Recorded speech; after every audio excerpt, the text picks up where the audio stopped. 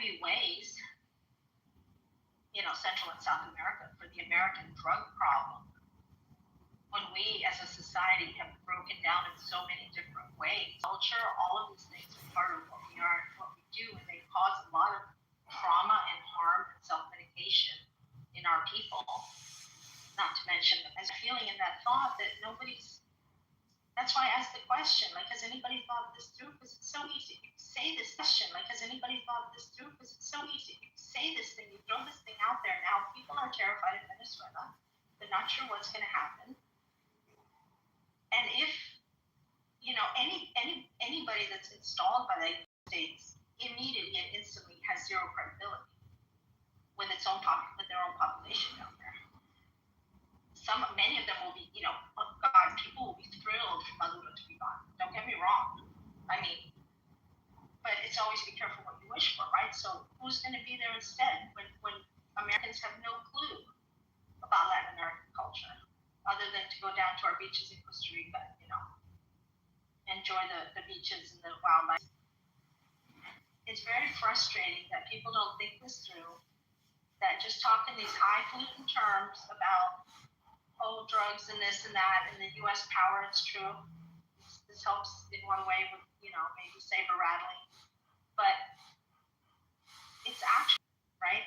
I was down there when the Sandinistas took over in Nicaragua.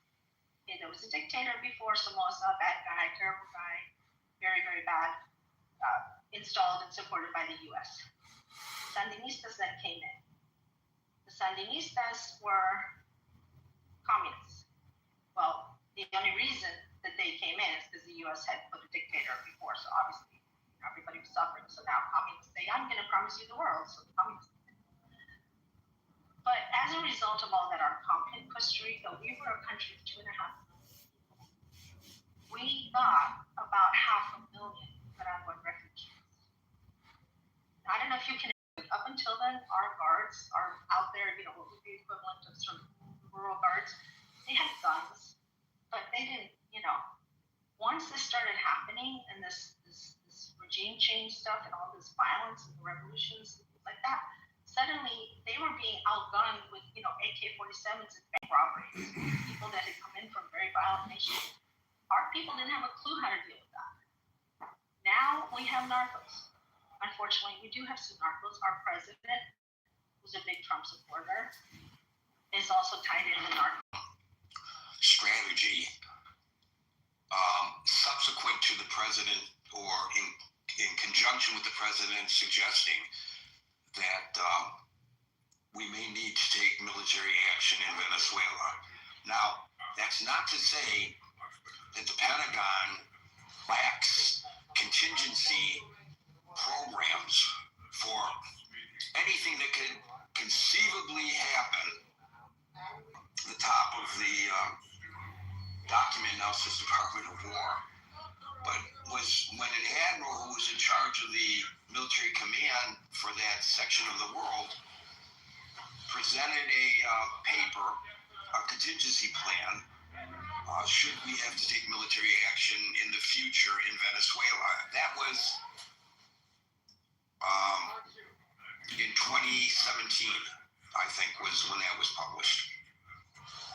I was at my computer earlier. I walked away from it. I'd have to go back to get the date exact, but I think it was 2017 with regard to any boots on the ground strategy. And of course, before you invade, a condition is made, and I would hope it would not be absent approval from Congress. But if a decision is made, we have it in place that doesn't put our troops in greater risk than had they not properly planned it out. So that's the best I could do for your question, your initial question, Barbie. There's probably more that can be researched on this, and if others want to delve into that and help us along with our understanding of this, that would be wonderful. Dominic, followed by David. Hey, Gary. Happy Monday. Couple of things. What could be the concern of you people who Trump, not even supporters of Trump, be concerned about. And I think it's that flotilla would leave the Caribbean with Maduro still in power. It would be a catastrophe of seismic proportion, because Maduro would have won. So that's the primary risk I see to observers of President Trump, that there is no alternative to victory at this moment. Putting that aside, as we put other things aside, it's interesting that those who were critical of the second vote attack resorted to the laws of war as it being a violation of the laws of war. I guess I'm inferring that we are at war with Venezuela because we're using the laws of war to criticize. Wait a minute. I want to try to understand your point. Yeah. You're suggesting that the Hague Convention of 1917 and the subsequent Geneva Conventions with regard to the use of military might against an opposing force, and the responsibility of that military, especially with regard to what the Hague Convention outlined, to treat those who are survived by the attack in the same manner as you would treat your own crew members while rescuing them, only applies in a declared war, not an action by a military? I think so, but I'm not sure, Gary. That's a very interesting argument that I don't know. that at least sounds impossible to accept. But maybe you're right about that. But so what? So what's the point? So, the laws of war. I was confused, I guess. That criticism of the military using the laws of war.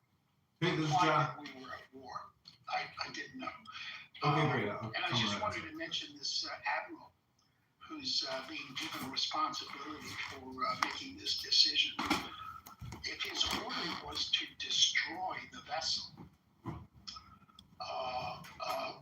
and he had flexibility in deciding what destroy meant, I could see how the spokesman would say he acted within his authority.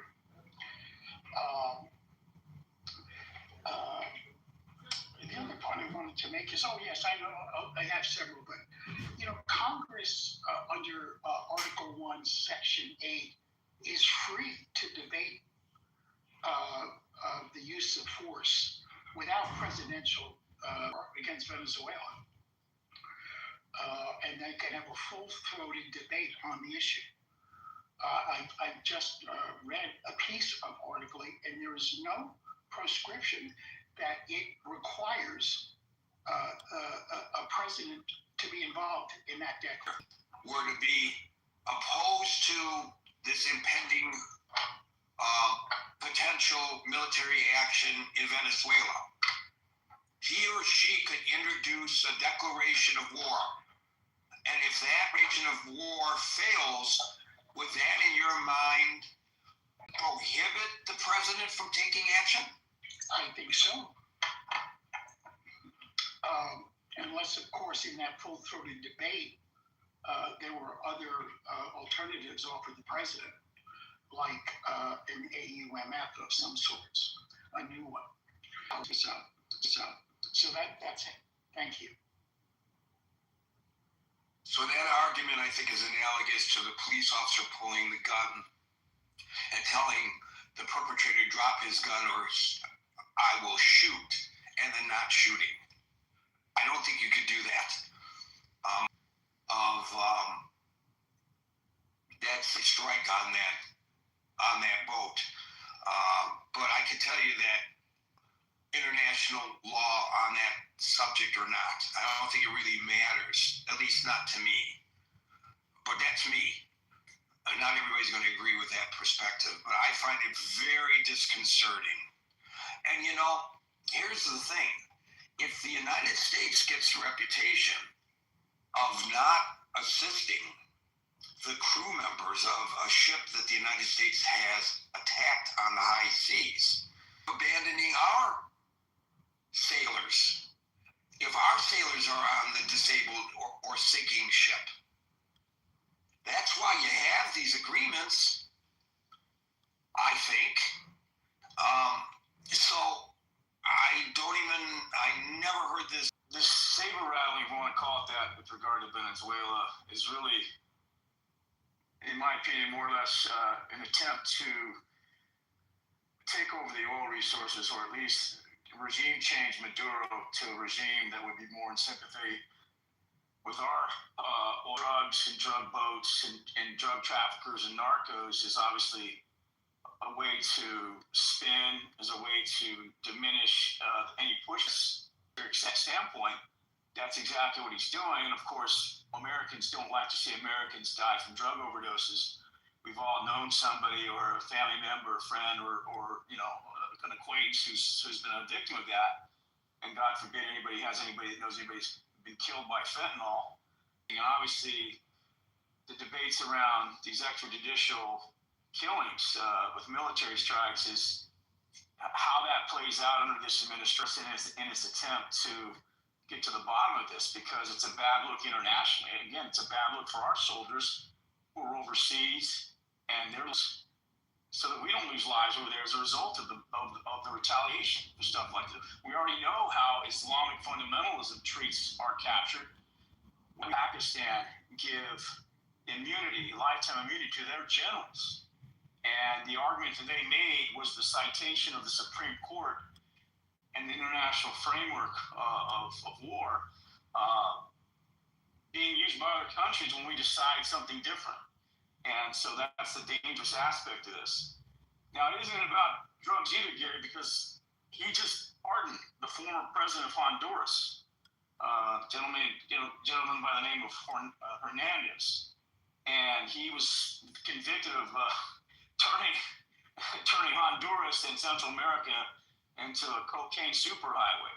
He was given 4 decades. Into the United States. And into the United States, exactly. Not to mention his brother got a lifetime sentence for similar crimes against America and with drug trafficking. And DEA were part of this litigation. Trump's absolute lunacy. And it is Chapo, who's sitting in prison now. Chapo had been known to give this guy over $1 million plus in bribe. So what are we talking about here? Why is this guy getting off scot-free?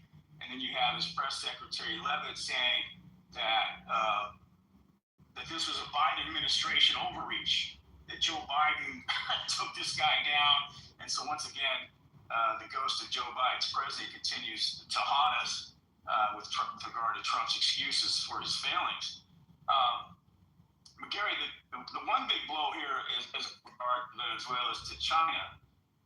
China has given billions of dollars to the Maduro regime in exchange for oil. This goes back into the Chavez regime, where Chavez was the first guy that started this whole socialist revolution, utilizing the architecture of what Cuba and Castro were doing.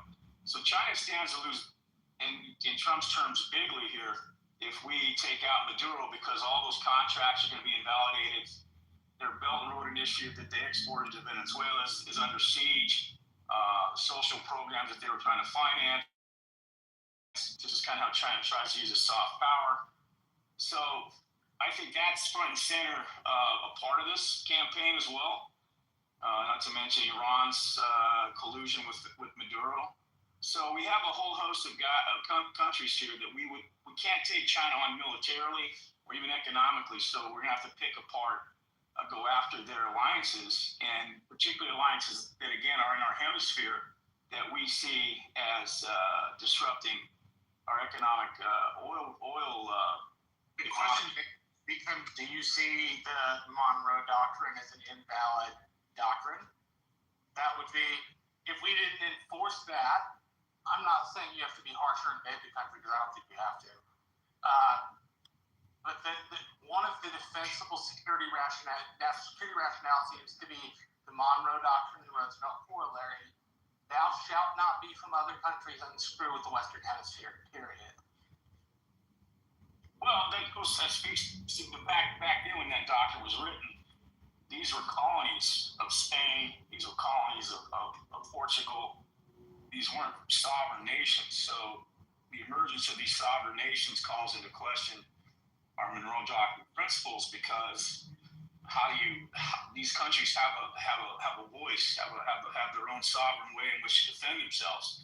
And are we violating international law by incurring, like Trump just said, hey, we're going to shut down your airspace? When have we ever done that to a country, a sovereign nation? Right?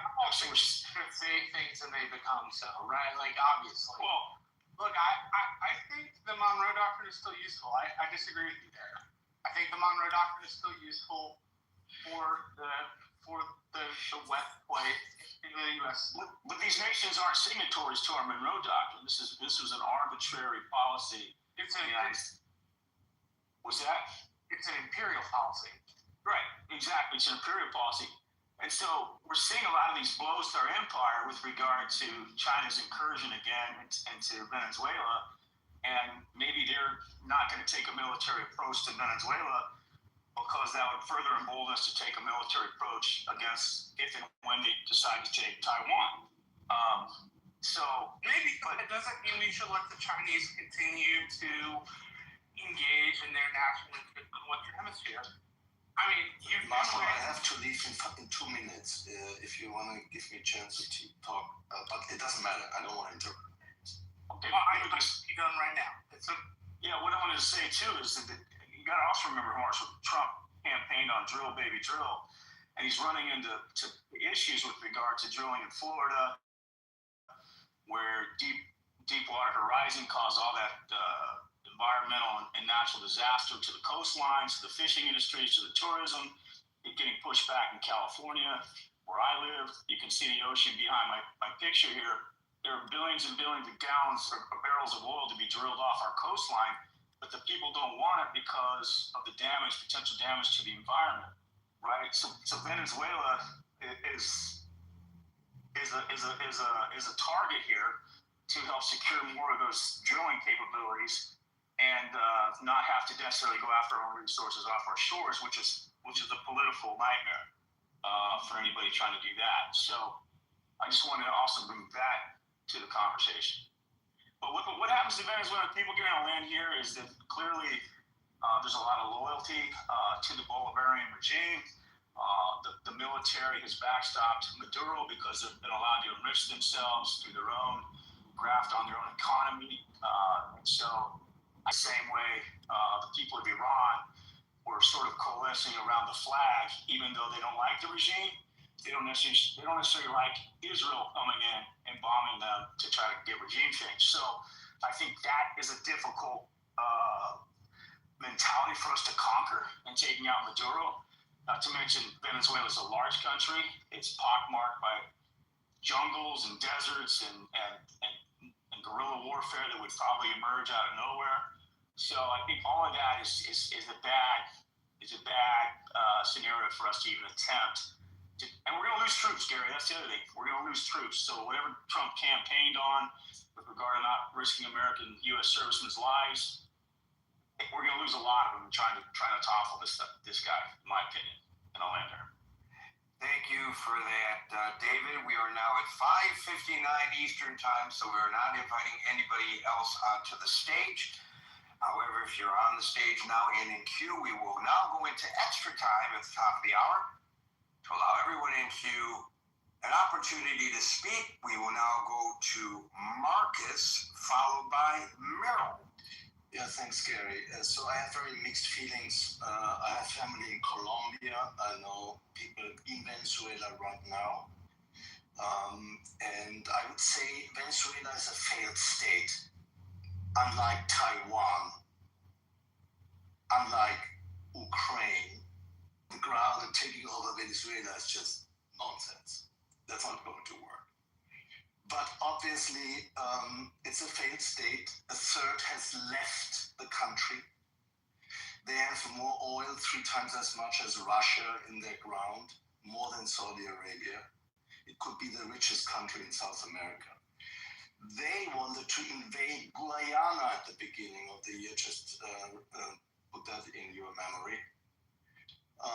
And the Nobel Prize winner, Maria Corina Machado, is in hiding since the election, in danger of losing her life.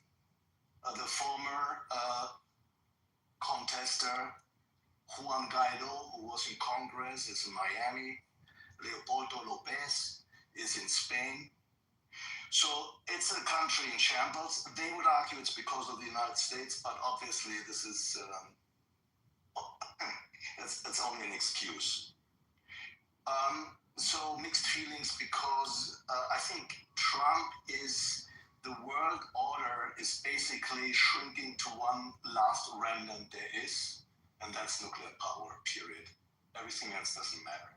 So Trump basically has this fantasy of Putin takes over Ukraine, probably is going to happen unless our last attempt will work. Taiwan, and this is not a failed state, is going to be the prey of the Chinese. And so why not me messing a little bit with Venezuela? I think that's his idea. I don't think it's a good karma. And I don't think, boots on the ground is even an option. Regime change is complex, and I don't think Trump has the complexity to think through that. So I think this is just, as one said, a gambling with like options, which I think the US could lose. It's not a high likelihood that this will be in any way any good outcome for us. So I don't think this is the right way to do it. But yes, Venezuela is a failed state, unlike Taiwan. Sorry to say. I'm glad you stuck around. Meryl, followed by Steve. Well, I'm probably going to be the most uninformed person on the stage. I have a lot of questions. You're curious about a lot of things. I will begin by saying I also have a bias. I do not think that Trump has the quality of advisors, the Pentagon, General, anybody that works with him, that advises him, that is smart, brilliant, knows what they're doing, or that he listens to. So I start there. Now, when I learned about all of this, it was Trump was going and blowing up boats because of fentanyl. They were bringing fentanyl to this country, and he was going to stop the fentanyl. I haven't heard fentanyl mentioned in days. I have heard cocaine mentioned. I heard Mark Kelly talk about that in actuality, the boats that are being blown up might be the cocaine boats because they're taking a different route than fentanyl boats take. They're coming to the United States. These are not the route that the fentanyl boats take, that these are more like the cocaine and it goes to Europe or wherever. So that I'm kind of confused about. The other issue is we don't know. There has been no, as far as I understand, there is no declaration of war yet, correct? Am I correct in that? Obviously there is no declaration of war. So then what we are doing is murdering people. In all actuality, that is murder. Literally, that is murder. If there's no declaration of war, that is murder. On the general now, or the admiral who's taking or being thrown under the bus, whatever, we never would have known about that this ever happened, the second one. We never hear of a second bombing or going after that. We never hear about them having to clean up debris. We always just heard they blew up a boat. And I think that we never would have heard about this had it not been, and I believe it started with the senators talking about do not honor illegal laws, illegal orders, And then all of a sudden now we start to hear about this. That happened in September, by the way. And we start to hear about this. And that you do not blow up. Oh, by the way, too, there's videos. We're going to want to see those videos. It's automatic. The videos go the minute you shoot the bomb. There's a video. It's automatic. So we're going to want to see that second video.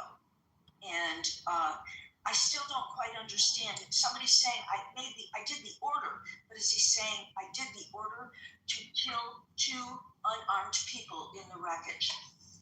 We haven't heard that. I mean, I think that changes things, doesn't it?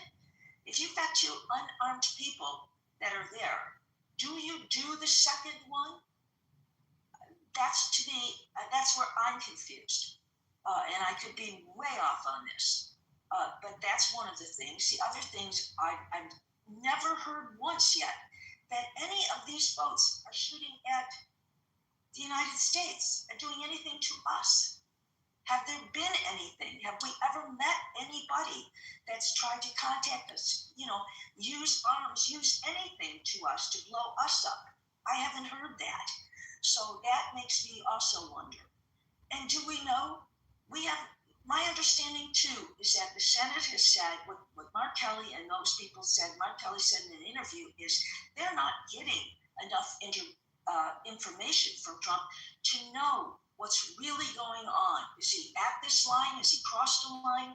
We don't really know yet. Now we're hearing he wants to go into Venezuela on the ground.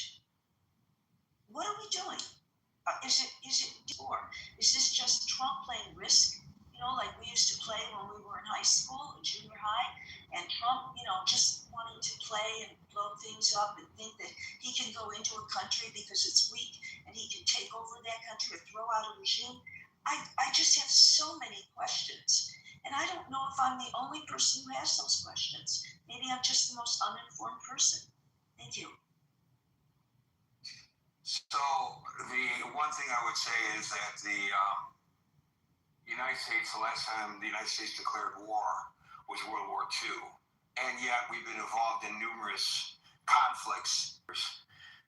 So there are ways around, which I don't agree with, by the way. I believe the Constitution is pretty clear that it requires a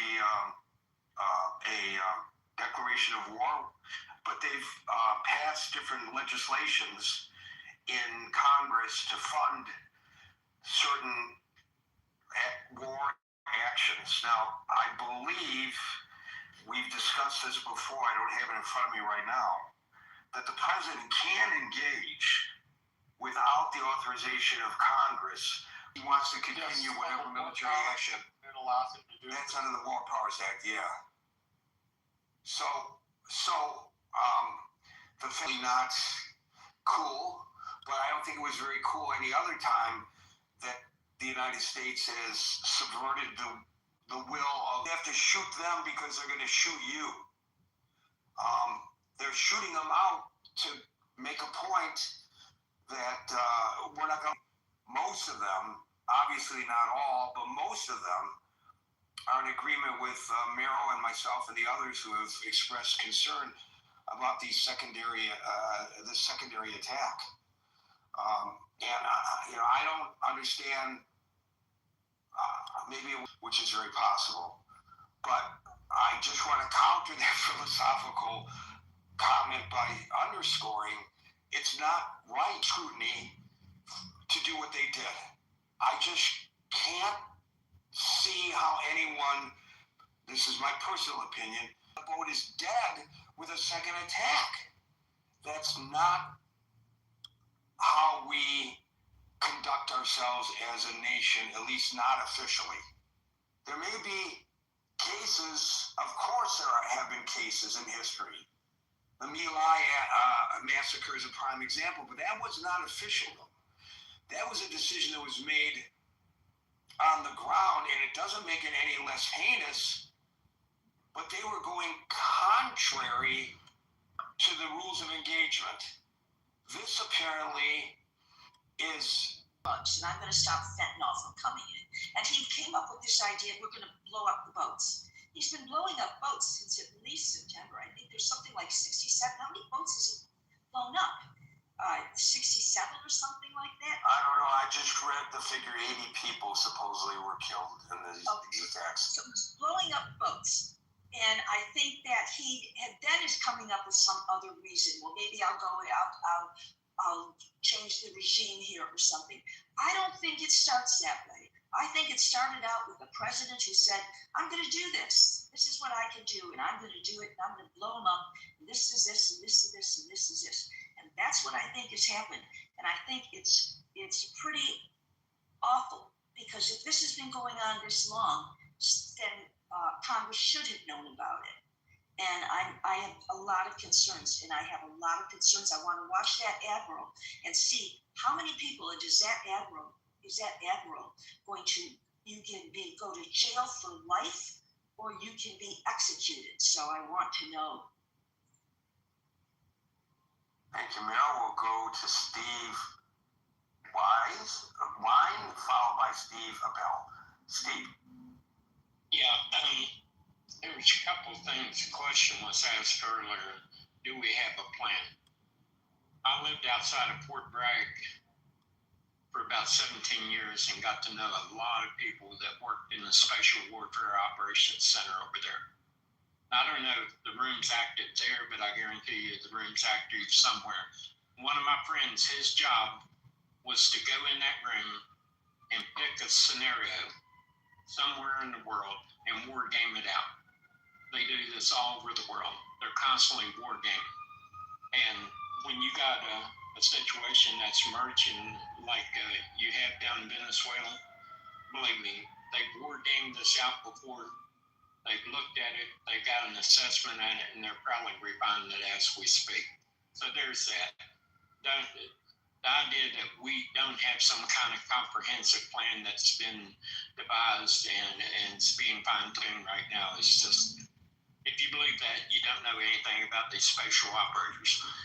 But the second thing is, and I hear this all the time, and it's a misconception, I think, telling everyone.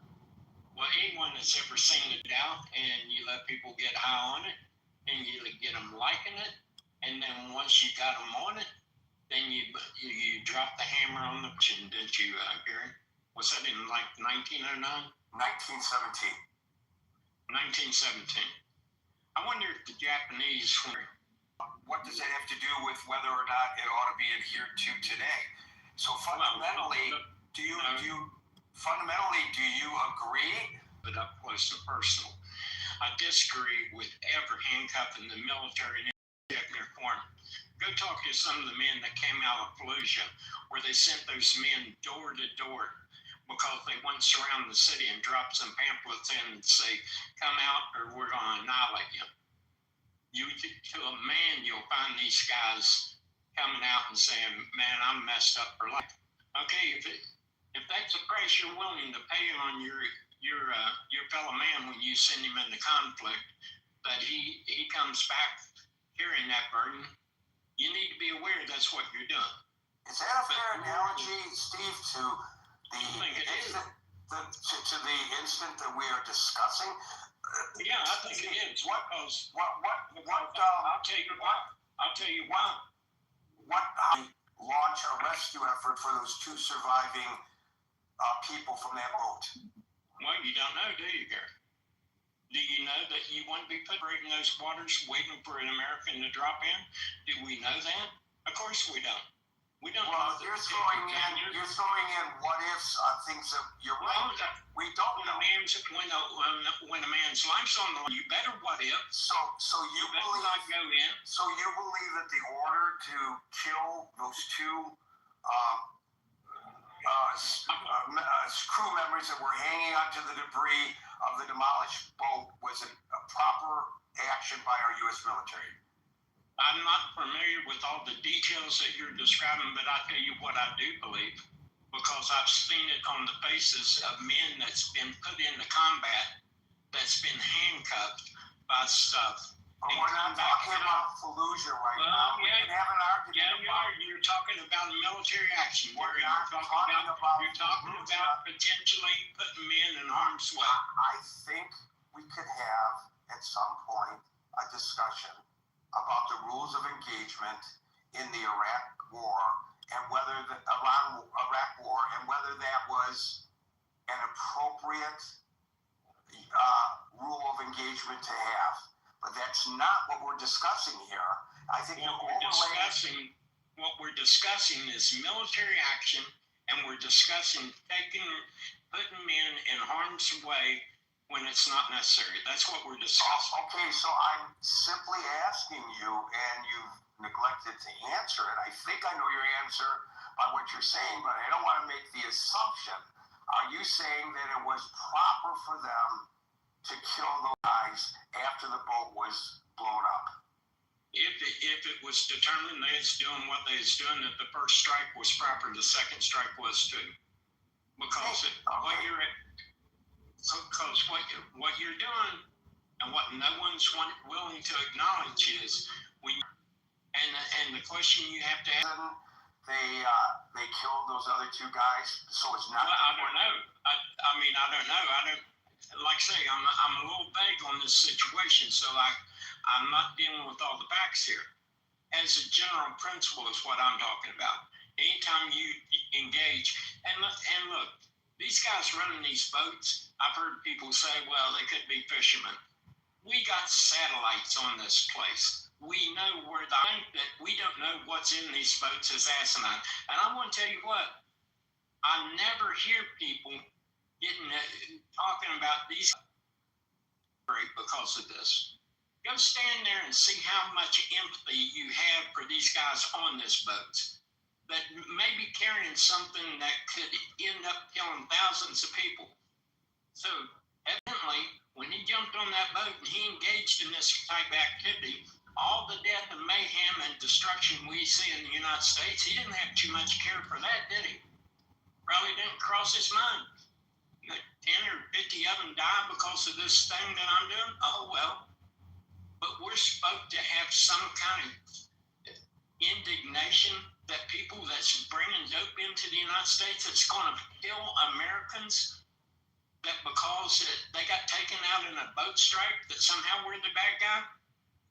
Everybody thinks that ought to go stand beside a grave with someone's child's being dropped into that grave. Stand there and then ask yourself that question then. Yeah, that's what I'm saying. Is it possible in your mind? Is it possible in your mind, Steve, that a person could be empathetic to the plight of your family and what your sister went through, and also be concerned about the manner in which this is being prosecuted by the government? Is it absolute that you have to take one of those points or the other? Maybe, Gary, but I'm going to tell you what, I guarantee you there was not one person involved in the drug trade, because I've known these characters from the younger part of my life. There's not one guy that would care two hoots about a kid being dropped into a grave. They probably sit there. But we're not talking about their perspective. Oh, yeah, we are. No, we're not. Yeah, we are, because we're talking about how we deal with people that do that to our people. The question was not about their perspective. I agree with you about their perspective. I'm talking about your perspective and mine and everyone else in this room and all of America. That's a different perspective than the perspective of drug dealers. Well, I'm going to tell you what, I'll just leave it as people can take whatever they want to from this. I really don't care, because I've seen more than just my sister's child go into the grave. The thought that after watching young people having their lives taken from them because of this activity, that I would care about how we deal with these people. No, dude. I'm going to tell you what, if I would have found the guy that had done that to my sister's child, there wouldn't have been no articles of convention in how I dealt with him, Gary. So let me everyone on the boat's a drug dealer, basically. That's what you're assuming.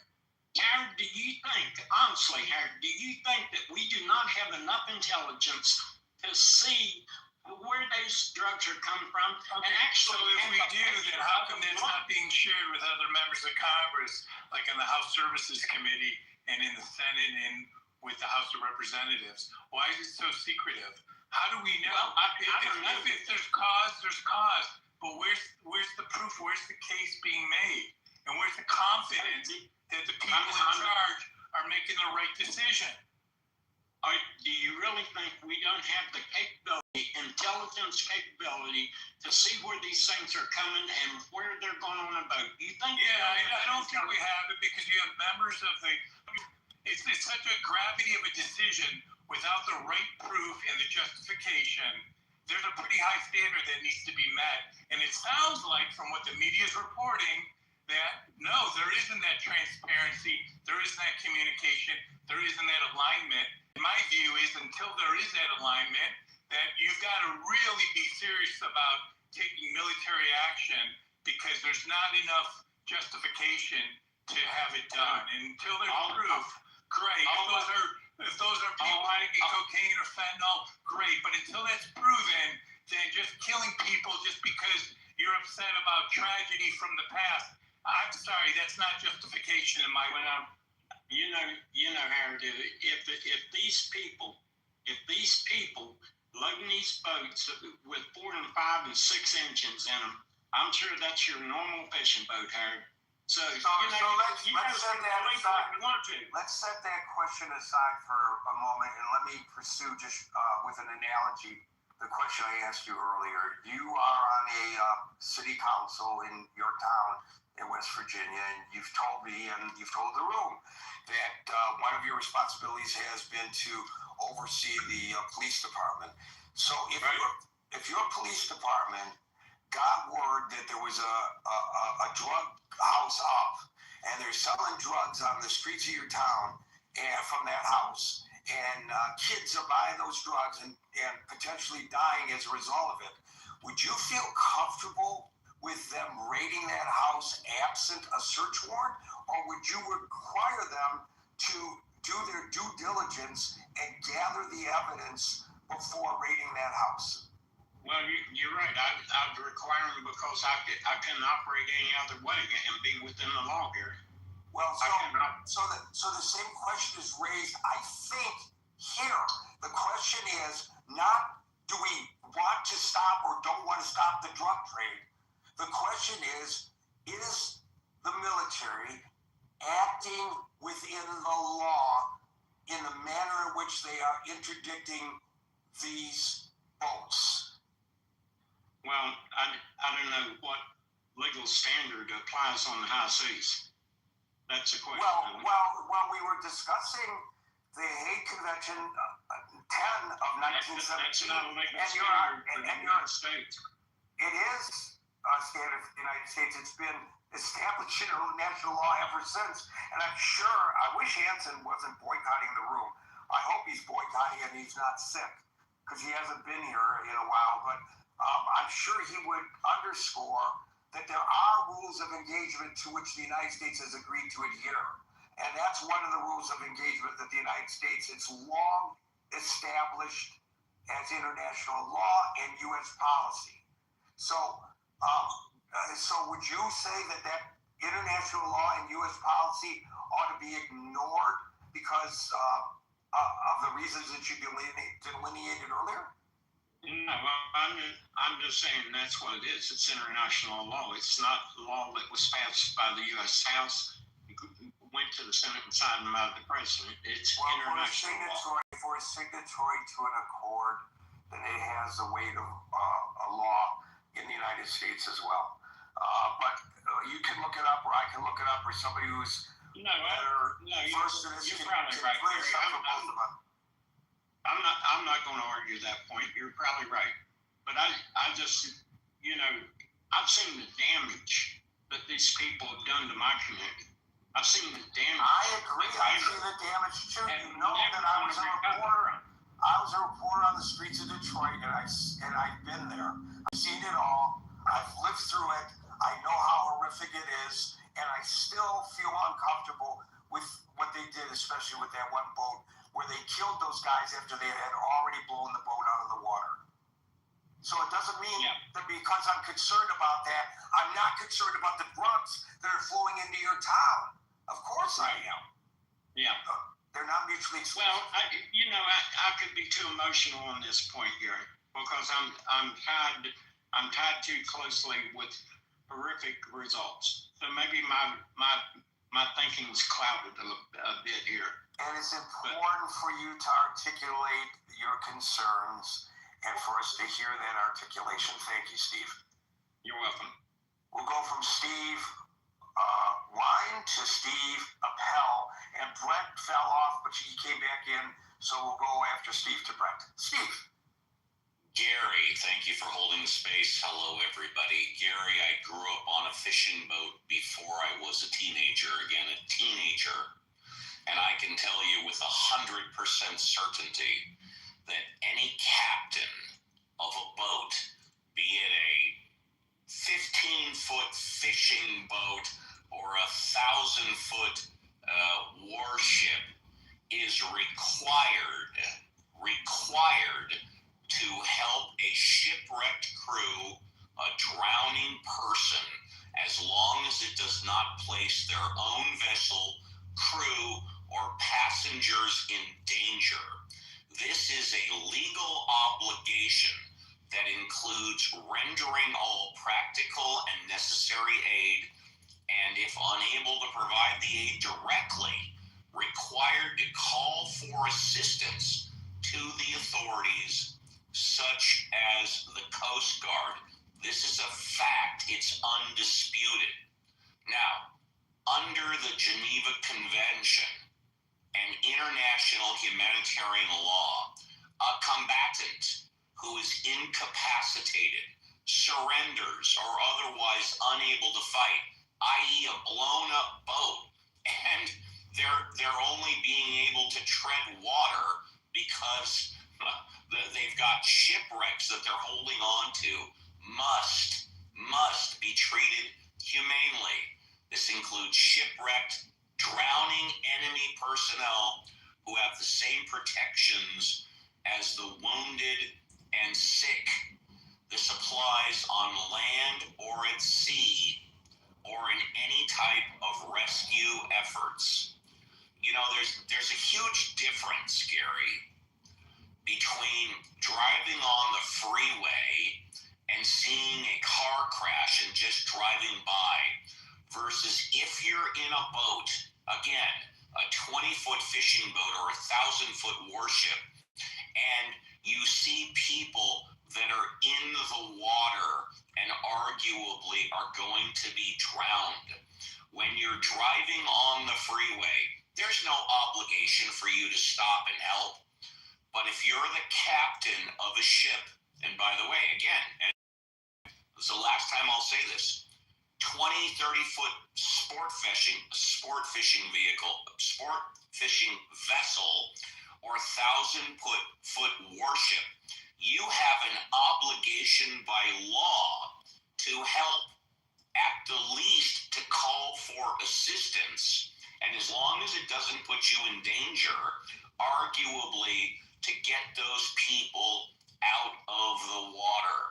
And if you've ever been the captain of a ship, or if you've ever been in the water, you know exactly what I'm talking about.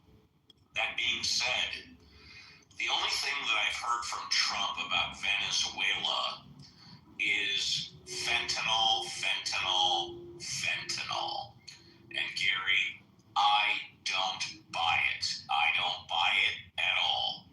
I grew up before being a teenager during the Vietnam War. I grew up in my 20s, El Salvador, Nicaragua. I grew up later on in regards to Afghanistan, the Iraq war. We have interests in Venezuela, oil versus geopolitical stabilization in the region. And I think that this fentanyl is just an excuse. That's my humble opinion. But I can tell you for a 100% certainty, if you've bombed a ship and you've got people in the water. The ship is incapacitated, and those people are subject to drowning. You have an obligation to get them out of the water, and you bomb them a second time. That is a violation of the simple decency of human beings and the Geneva Convention. Thank you, Gary. Thank you, Steve. And Brett, you get the last word. So I want to address the subject first, but if I could find a place to pull over, I did your homework that you assigned me, so I'd be happy to relay my kind of thoughts on that. But I'm currently driving, so I gotta see. I don't want to create a safety hazard to repeat your homework for you. On the kind of what's next for Venezuela, I mean, I think there's two things here. One is kind of looking at it through a domestic lens for the U.S., and the other is like what, there's been a lot of talk about whether this was a war crime, but not a ton of talk about like what is like actually next for the country of Venezuela itself. And I think those are kind of two different things that we might want to consider. I think, for the U.S. kind of domestic sphere, I think you kind of have two elements. One is is this action kind of illegal? And I would argue, frankly, it very likely is. Use of force without some sort of congressional, kind of congressional statement saying we can, it's never really been done. It's never really been done. There's a reason why Colin Powell spent time, convincing Congress before we went in. There's a reason why, that we've had to spend time traditionally, getting kind of congressional consent, because you're right, it is implied in the Constitution that is a requirement. I think there's a constitutional balance between inherent powers of the commander-in-chief and kind of the right for Congress to declare war, and I think that's something that is kind of that is kind of balanced between those two. But there's certainly a congressional role, and this president has been steamrolling, frankly, over the congressional role in a way that I think is pretty unprecedented. That's kind of the first thing to note on the rule of law aspect. The second thing is, I was in the military, and I was in the Army, unlike Anson and his experience in the Navy. But one of the first things about rule of law they teach you is, if you're clearing an objective and you essentially kill or have the enemy become non-able to resist, you don't get to go back and just kill them. Like that is an inherent law or order violation, and I think it's interesting. I do find it interesting now that the Republican Party seems to be willing to show some oversight over this. Mike Rogers, both the Senate and the House, seem like they're going to do real oversight into this call. Turning now to Venezuela, what is next for them? I think there's like three general possibilities. I think one is this interference works. You have a situation where Maduro is thrown out, whether it's a gold parachute or however it occurs, and you have a opposition there to take over the country. That I think would be relatively positive. I think the other possibility is Maduro stays. I think that's an obvious possibility. But the possibility nobody's really talking about, and I think the New York Times had a kind of a war game on it, is the possibility.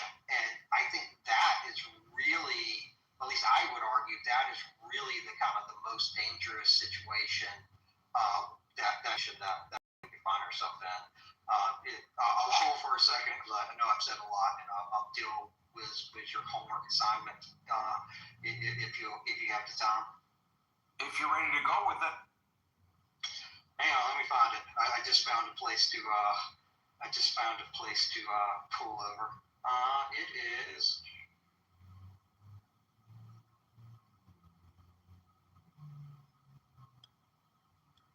Sorry, I just had it up a second ago. Oh, here we go. All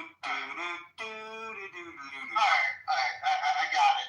I jotted down my books and articles. So I will make two basic points that kind of related to it here. One is that essentially conservative media outlets stay on message, that they're far more opinion driven, and that they kind of create a much more kind of focused programming. And then this is that I'll make a point that, or the rest of my sources will make the point that conservative news consumers rely heavily on just a small subsegment of very partisan news. So that's the kind of 2 points that these sources back up. The first source I'll bring out is a book titled Networked Propaganda, and it is out of kind of Harvard Law, and the research essentially shows that is structurally different, that more conservative news sources kind of form a loop, whereas sources like the New York Times are more likely to follow kind of more traditionalist fact-finding articles. You'll see more articles that don't fit the liberal narrative. Like read the Clinton email story for one. A shorter version of that, blame Fox, not Facebook, for fake news. That was both published in the Washington Post, and it's just the author making that point that GOP messaging, that conservative outlets stay much more tightly aligned to GOP messaging. Next article, the Fox Corporation's report on news versus opinion bias. That makes similar points about misinformation. They cite in that one Fox's own legal filings with the Dominion case and the and primetime commentary, including the former Tucker Carlson sheet. Next is a peer-reviewed article entitled Introduction to Sham Journalism, Newsmax, and that shows that Newsmax is even more likely to show kind of misinformation. Center report, The State of News Media, and that one just shows the amount of commentary that is kind of conservative driven on Fox News and more conservative outlets. Second point I'd make is one, conservatives tend to only stay in that kind of very aligned echo chamber. First article I'd point to that is the political gap in America's news services. That shows that Republicans and that's a Pew Research report that shows Republicans overwhelmingly rely on Fox News, 57%, or other kind of aligned ones, whereas there's a much more diversified news diet among liberal voters. Second source would be a peer-reviewed article titled Political Science Research and Methods. That's using web browser data, so they're looking at kind of liberal conservative web browser data, and it's pointing out that again, kind of the same point as the Pew report, that they're only kind of going to the more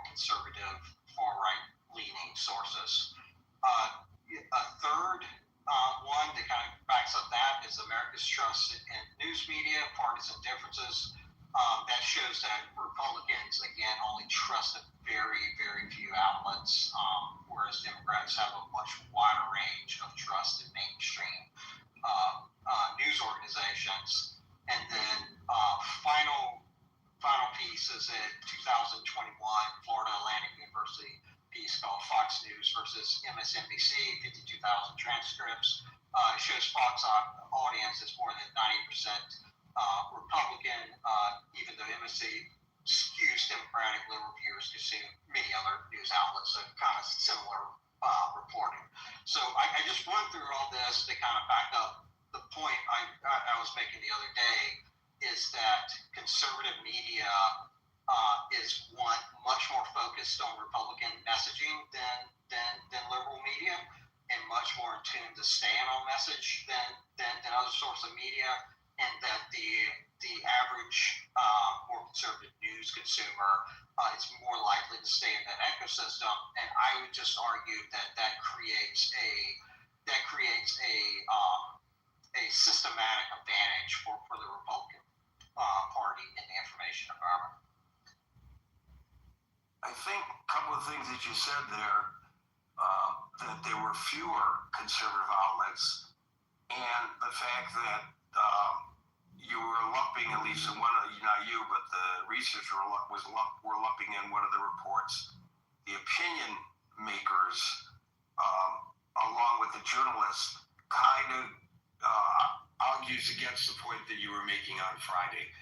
Folks, we're here Monday through Friday from 5 p.m. to 6 p.m. New York time. So until 5 p.m. New York time tomorrow for the next edition of the Critical Thinking Forum. Everybody be safe, be well, and peace out.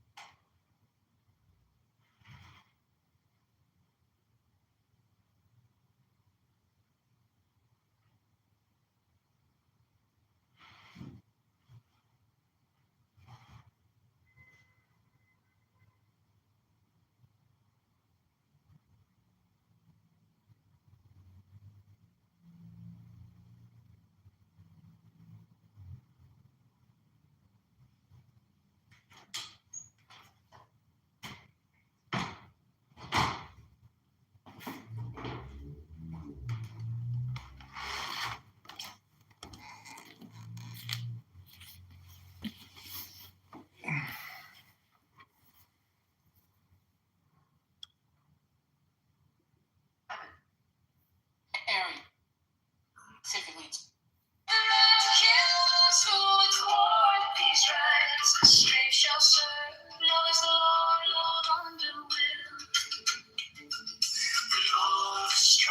This is our Lord and the joy of the world. Do what thou wilt shall be the whole of the Lord. Thou hast no right but to do thy will, do that. Everyone shall say nay, every man and every woman is a star. There is no God but man, the righteous man. Master Perry and Freedom for the rival. Alistair Crowley, Alistair Crowley, the master, Alistair Crowley. Man has a right to live by his own law, to live in the way that he wills to do, to work as he will, to play as he will, to rest as he will, to die when and how he will. Man has a right to eat what he will, to drink what he will, to dwell where he will, to move as he will on the face of the earth. Man has the right to think what he will, to speak what he will, to write what he will, to draw and carvage or build as he will, to dress as he will. Man has the right to love as he will, take and feel and will, love as he will, when, where, and with whom he will. Man has the right to kill those who would for his rights. The slave shall serve others, love under will. Oh, strong, this is our Lord, and the joy of the world. Do what thou wilt shall be the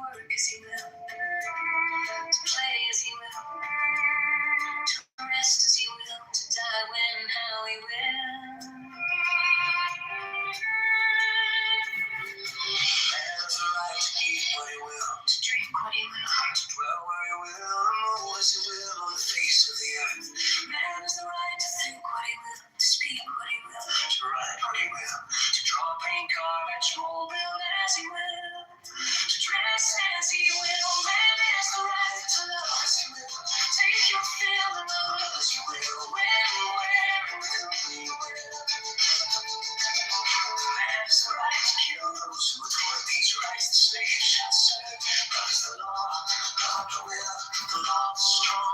This is our Lord, the joy of the world. Do what thou wilt shall be the whole of the law. Thou hast no right but to do thy will. Do that and no other shall say nay. Every man and every woman is a star. There is no God but man. The rights of man, master theory and freedom. Crowley, Aleister Crowley, Master Aleister Crowley. Man has a right to live by his own law. To live in the way that he wills, to do, to work as he will, to play as he will, to rest as he will, to die when and how he will. Man has the right to eat what he will, to drink what he will, to dwell where he will, to move as he will on the face of the earth. Man has the right to think what he will, to speak what he will, to write what he will, to draw, paint, carve, and mold, build as he will, to dress as he will. Man has the right to love as he will, take your fill and will as he will, when and where and who he will. Man has the right to kill those who afford these rights the slaves shall serve. Love is the law, love of the will, the law of the strong. This is our law, the joy of the world. Do what thou wilt shall be the whole of the law. Thou hast no right but to do thy will. Do that and no other shall say nay. Every man and every woman is a star. There is no God but man. The rights of man, master theory and freedom. Aleister Crowley, Aleister Crowley, Master Aleister Crowley.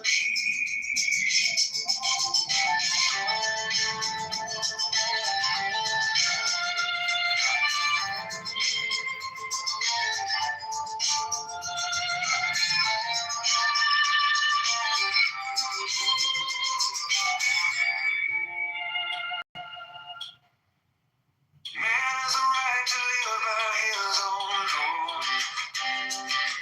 To live in the way that he will. Man has a right to eat what he will, to drink what he will, to dwell where he will, to move as he will on the face of the earth. Paint, carve, and move, build as he will, to dress as he will.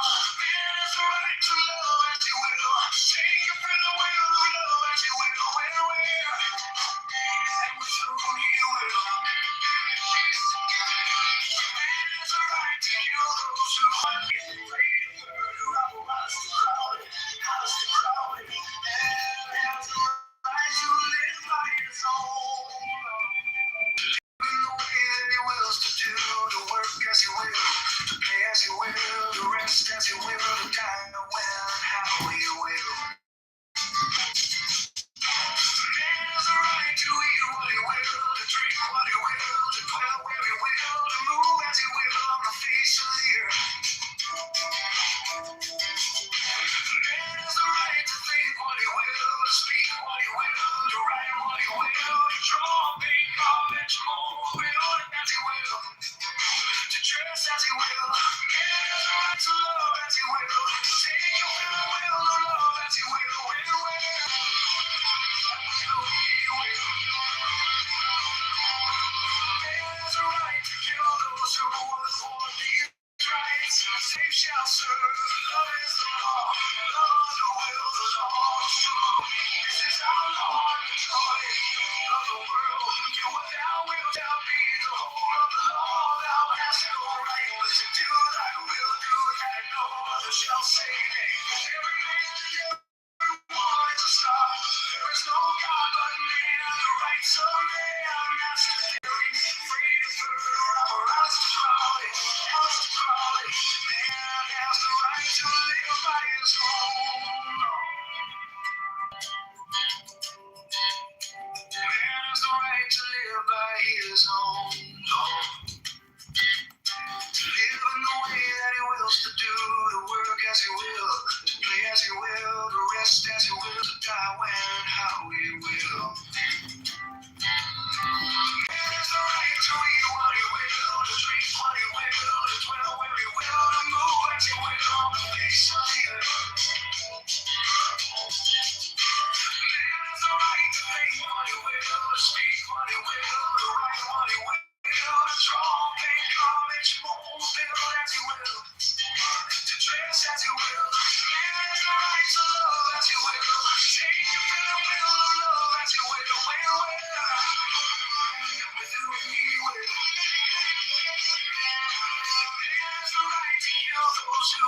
for these rights. Slaves shall serve.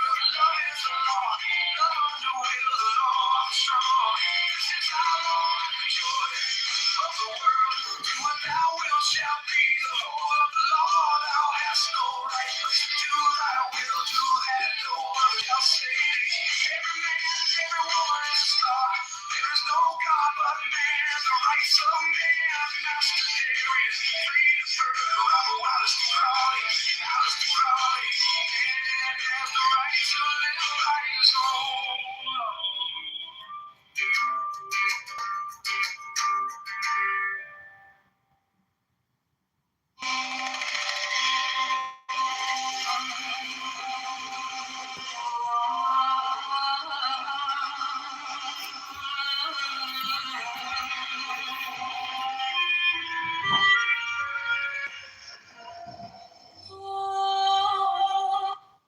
Awards panel, all the classic miracles.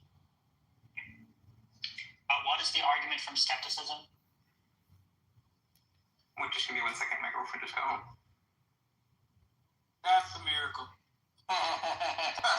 That's more of a miracle than anything he said, bro. Damn.